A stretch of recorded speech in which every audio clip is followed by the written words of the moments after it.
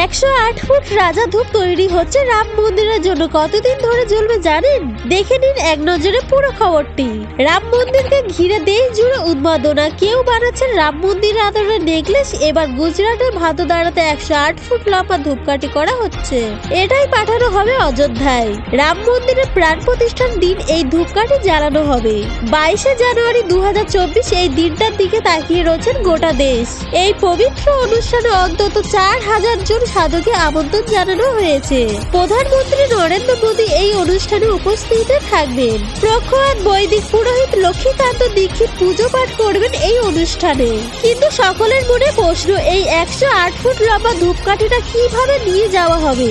সূত্রের খবর, বিশেষ গাড়িতে চাপিয়ে এই ধূপ নিয়ে যাওয়া হবে অযোধ্যায়। নির্দিষ্ট প্রোটোকল মেনে এই ধূপকাঠি নিয়ে যাওয়া হবে।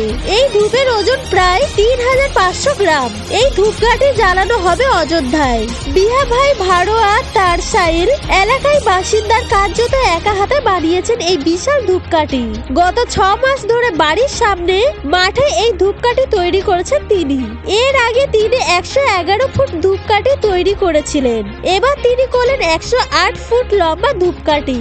সব মিলিয়ে 3000 কেজি গোবর, 91 কেজি গরুর দুধ থেকে তৈরি ঘি, 280 কেজি দেবদারু গাছের ছাল সহ নানা উপকরণ দিয়ে তৈরি হয়েছে এই ধূপ। স্থানীয় এমপি রঞ্জন মেঠ ভাট ও তার টিম দিনের পর দিন সহযোগিতা করে গিয়েছেন। আর শিল্পী নিজে রোজ অন্তত 2-3 ঘন্টা ধরে কাজ করে গিয়েছেন। প্রায় 1800 কিমি রাস্তা পার করে ওই ধূপ নিয়ে যেতে হবে। সেখানে বিরাট টেলার ট্র্যাককে ব্যবহার করা হবে।